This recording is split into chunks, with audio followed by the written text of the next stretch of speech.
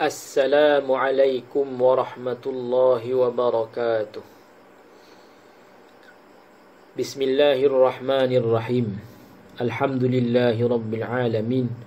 Wassalatu wassalamu ala ashrafil anbiya'i wal mursalin wa ala alihi wa sahbihi ajma'in. Nahmaduhu wa nasta'inuhu wa nastaghfiruh wa na'udzu billahi min shururi anfusina wa min sayyiati a'malina. Man yahdihillahu fala mudilla lahu wa man yudlilhu fala hadiya lahu. Wa nashhadu an la ilaha illallah wahdahu la sharika lahu wa nashhadu anna sayyidana wa nabiyyana Muhammadan 'abduhu wa rasuluhu. Wa qala Allah ta'ala fi kitabihil aziz ba'da a'udzu billahi minasy syaithanir rajim.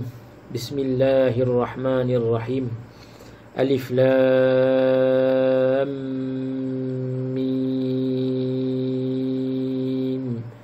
Dzalikal kitabu la raiba fihi hudan lil muttaqin. Wa qala an-nabiy sallallahu alaihi wasallam khairukum man ta'allama al-Qur'ana wa 'allamahu. Atau kama qala alaihi salatu wassalam. Alhamdulillah, pertamanya dan selama-lamanya, marilah kita sama-sama merafakkan syukur kita kepada Allah Subhanahu wa ta'ala, kerana dengan limpah kurnianya pada hari ini kita diberi kesihatan yang baik, kita diberi umur, kita diberi kehidupan, dan kita berada disampaikan di dalam satu bulan yang sangat mulia, iaitu bulan Ramadan. Bulan yang penuh dengan keberkatan padanya, bulan yang penuh dengan kerahmatan padanya, bulan yang dilipat gandakan oleh Allah Subhanahu wa ta'ala ganjaran kepada amal-amal yang dilakukan oleh orang-orang Islam, dan juga bulan yang mana juga diturunkan Al-Quran padanya. Sidang pendengar yang dikasihi dan dirahmati oleh Allah Subhanahu wa ta'ala, pada hari ini saya ingin memperkatakan tentang satu kitab yang sangat mulia, iaitu kitab Al-Quran. Kitab ini merupakan kitab yang diturunkan kepada kita dan menjadi panduan kepada kita dalam kita menghadapi kehidupan kita. Kitab Al-Quran merupakan kalamullah yang telah diturunkan oleh Allah Subhanahu wa ta'ala kepada Nabi kita Muhammad sallallahu alaihi wasallam dengan perantaraan malaikat Jibril alaihi salam, dan diturunkan di dalam bahasa Arab, dan membacanya dikira ibadah. Sidang pendengar yang dirahmati oleh Allah Subhanahu wa ta'ala, kitab Al-Quran ini sinonim sangat dengan bulan yang mana kita berada pada ketika ini, iaitu bulan Ramadan. Hingga kan kita ada di antara kita yang menyambut hari nuzulul Quran untuk memperingati bagaimana keindahan Al-Quran itu diturunkan oleh Allah Subhanahu wa ta'ala. Syahrul Ramadan alladhi unzila fihi al-Quran hudan linnas, di mana Al-Quran itu diturunkan di dalam bulan Ramadan sebagai panduan kepada umat manusia. Sidang pendengar yang dirahmati lagi dikasihi oleh Allah Subhanahu wa ta'ala, untuk mendatangkan cinta kita kepada Al-Quran, kita perlu mengenali beberapa nama tentang Al-Quran ini. Nama lain bagi Al-Quran ini mudah-mudahan dengan kita tahu, kita dapat faham, dan kita datang cinta terhadap Al-Quran ini. Sidang pendengar yang dirahmati oleh Allah sekalian, antara nama Al-Quran yang selain daripada yang kita sebut sebagai Al-Quran ini adalah, yang pertama, Al-Quran juga dikenali sebagai Al-Furqan. Makna Al-Furqan ini adalah pembeza.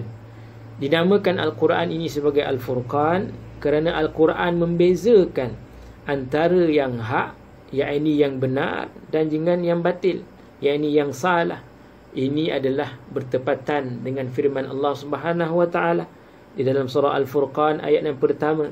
Tabarakalladzi nazzala al-furqana ala 'abdihi liyakuna lil'alamin nadhira. Yang bermaksud Maha Suci Tuhan yang telah menurunkan Al-Furqan, iaitu Al-Quran, kepada hamba-Nya agar dia menjadi pemberi peringatan kepada seluruh alam. Al-Quran juga dikenali dengan nama Al-Kitab. Dinamakan Al-Kitab kerana Al-Quran dibukukan di dalam satu mushaf. Firman Allah Subhanahu wa taala dalam surah Al-Baqarah ayat yang kedua. Alif Lam Mim. Dzalikal kitabu la raiba fihi hudan lil muttaqin. Yang bermaksud Alif Lam Mim, inilah kitab Al-Quran. Inilah Al-Kitab, yakni Al-Quran yang tidak ada keraguan padanya, sebagai petunjuk bagi mereka yang bertakwa. Sehingga pendengar yang dirahmati oleh Allah Subhanahu wa taala, Al-Quran juga dikenali dengan nama Az-Zikr, yakni peringatan. Dinamakan Az-Zikr ini kerana Al-Quran menjadi peringatan bagi orang-orang yang beriman kepada Allah Subhanahu wa taala. Sebagaimana firman Allah Subhanahu wa taala di dalam surah Al-Hijr ayat yang ke-9, "Inna nahnu nazzalna al-dzikra wa inna lahu lahafizun."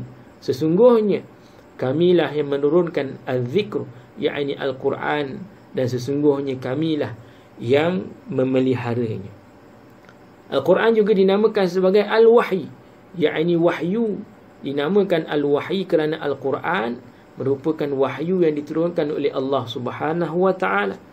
Sebagaimana firman Allah dalam surah Al-Anbiya ayat yang ke-45, "Qul innama unzirukum bil wahyi wa la yasma'u summu ad-du'a idza ma yunzarun." Yang bermaksud, katakanlah wahai Muhammad, sesungguhnya aku hanya memberi peringatan kepada kamu sekalian dengan Al-Wahyi, yakni Al-Quran, dan tidak adalah orang-orang yang tuli itu mendengar seruan apabila mereka diberi peringatan. Sidang pendengar yang dirahmati, lagi dikasihi oleh Allah Subhanahu wa taala, dalam kita membaca Al-Quran ini banyak kelebihan bagi orang yang belajar dan mengajarkan Al-Quran. Terdapat dalam hadis Nabi sallallahu alaihi wasallam kelebihan yang menerangkan tentang kelebihan orang yang belajar dan mengajar Al-Quran. Seperti hadis yang saya bacakan di awal tadi, khairukum man ta'allama al-Qur'ana wa 'allamahu.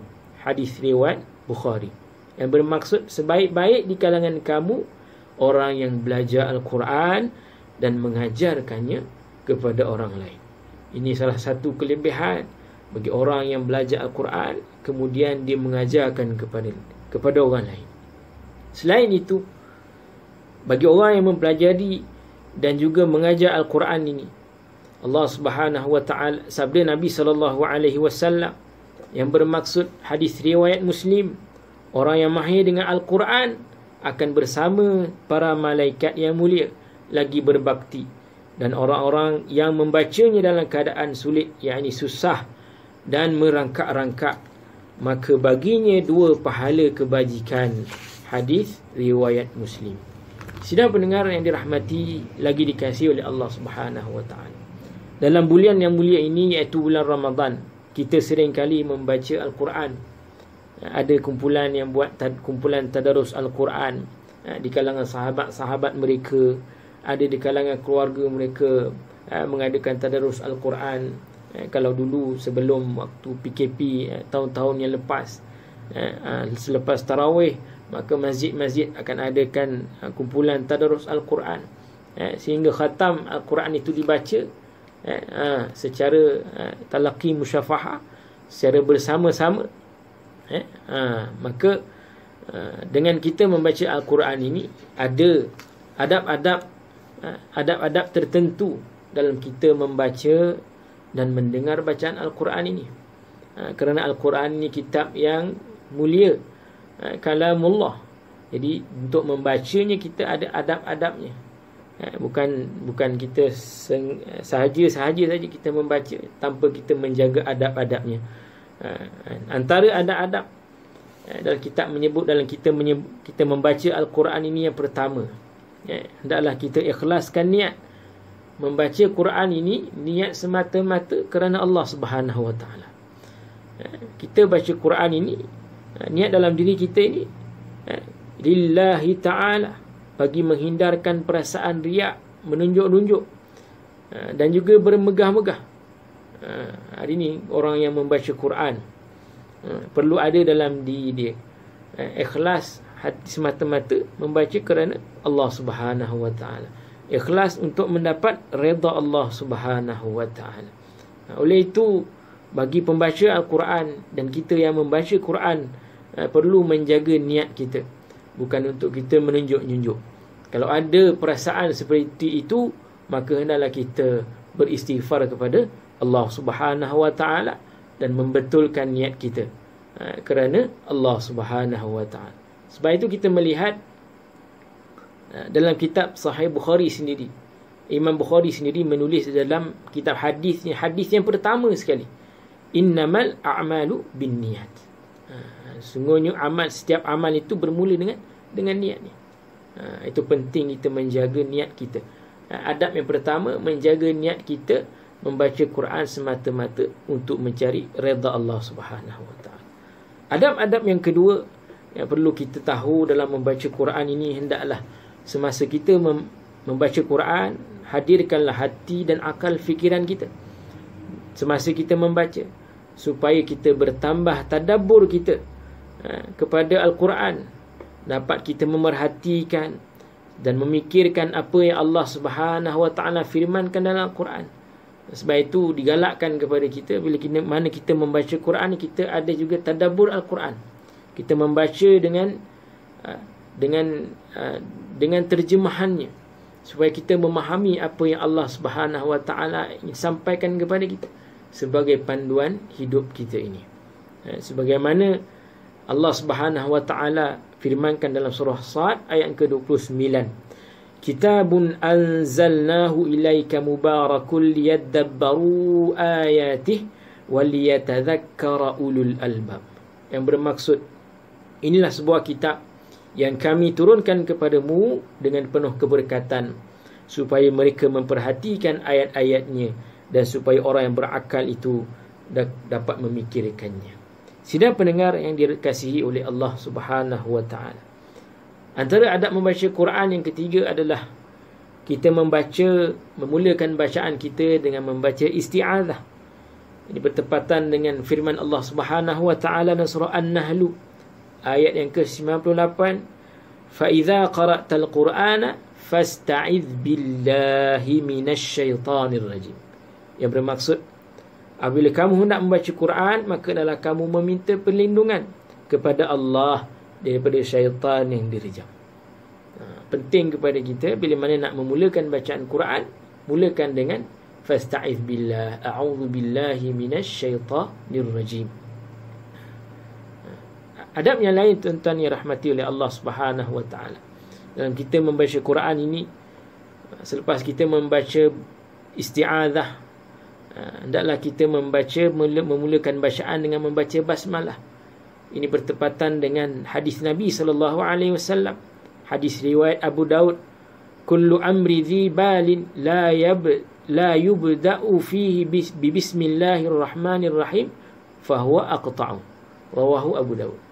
Setiap perkara, yakni kebaikan, kebajikan yang tidak dimulakan dengan bismillahirrahmanirrahim, maka amalan itu terputus daripada keberkatan Allah Subhanahu wa taala. Sebab itu apa yang kita kerjakan, apa kebajikan yang kita kerjakan, mulakanlah dengan bismillahirrahmanirrahim, kerana di dalam bismillahirrahmanirrahim tersebut ada keberkatan daripada Allah Subhanahu wa taala. Selain daripada itu, dalam kita membaca Al-Quran, hendaklah kita membaca dalam keadaan kita ini suci dan kita dalam keadaan berwudu, supaya dalam diri kita ini dan diri kita ini bersih dari segi fizikal, bersih dari segi rohaninya itu. Dan juga hendaklah kita membaca Quran ini di tempat yang suci lagi bersih. Tidaklah boleh kita membaca di dalam tandas, tempat-tempat yang tidak suci, kerana untuk memelihara kesucian dan keizzahan, ketinggian Al-Quran itu, kita membacanya di tempat yang tinggi, dan tinggikan Al-Quran Mashaf itu sendiri. Seterusnya, sebelum kita membaca Quran, adalah kita membersihkan mulut, yakni bersugi gigi. Sebagaimana Nabi SAW bersabda, "Inna afwahakum turukun lil Qur'ani fatayyibuha bisiwak." Rawah Ibnu Majah. Sesungguhnya mulut kamu itu adalah jalan bagi Al-Quran, maka hendaklah kamu memperelokkan akannya dengan bersugi. Sidang pendengar yang dirahmati lagi dikasihi oleh Allah Subhanahu wa taala. Seterusnya, dalam kita membaca Quran, antara adab lain adalah kita memakai pakaian yang bersih lagi suci, dan membaca Quran dengan suara yang lunak dan merdu. Seperti sabda Nabi SAW, "Zayyinul Quran bi aswatikum fa inna sawtal hasana yazidul Qur'ana husnan." Rawahul Hakim. Hiasilah Al-Quran. Zayyinul Quran bi aswatikum. Hiasilah Al-Quran itu dengan suara-suara kamu. Sesungguhnya suara yang bagus menambahkan lagi kebagusan Al-Quran. Jika ada kita kelapangan, jika kita ada masa yang lebih, bacalah Quran dengan suara yang baik, dengan memelihara hukum-hukum tajwid yang pertama yang perlu kita jaga, untuk menjaga keizahan Al-Quran itu sendiri. Seterusnya, dalam kita membaca Al-Quran, baiknya adabnya kita menghadap kiblat dan duduk dengan sopan, dan juga bacaan yang kita baca itu tidak diselangi dengan percakapan. Ini salah satu kadang-kadang kita terlepas pandang dalam kita membaca Quran. Tiba-tiba ada orang yang memanggil kita, kita tengah membaca ayat tu jadi tidak sempurna. Adalah lebih baik kita menghabiskan bacaan Quran kita itu, barulah kita uruskan perkara yang lain, termasuklah kita berkomunikasi dengan orang lain. Dan seterusnya, akhirnya dalam kita membaca Quran ini, hendaklah kita mengakhiri bacaan Quran kita dengan lafaz sadaqallahul azim. Sadaqallahul azim. Itu antara adab yang saya dapat kongsikan pada hari ini. Mudah-mudahan dengan adab tadi itu yang kita dah bincangkan tadi itu menjadi panduan dalam kehidupan kita, dalam kita memelihara keizahan Al-Quran, dalam kita menjaga kesucian dan kehormatan Al-Quran itu. Jadi kita jagalah adab-adab Al-Quran itu sebelum, semasa dan selepas kita membaca Al-Quran. Mudah-mudahan dengan sedikit perkongsian ini dapat kita amalkan dalam kehidupan kita. Mudah-mudahan Al-Quran menjadi sahabat kita dan memberi syafaat kita di akhirat nanti. Mudah-mudahan Al-Quran yang kita baca ini diterima oleh Allah Subhanahu wa taala dan seterusnya memberi kita keberkatan, khususnya dalam bulan Ramadan ini. Dan seterusnya Quran ini memberi kerahmatan kepada kita, dalam kita panduan kepada kita dalam menjalani kehidupan kita. Aqulu qauli hadza wa astaghfirullahal azim li wa lakum. Apa yang baik itu datang daripada Allah, yang buruk itu atas kelemahan saya sendiri, dan saya sudahi dengan wabillahi taufiq wal hidayah. Wassalamualaikum warahmatullahi wabarakatuh.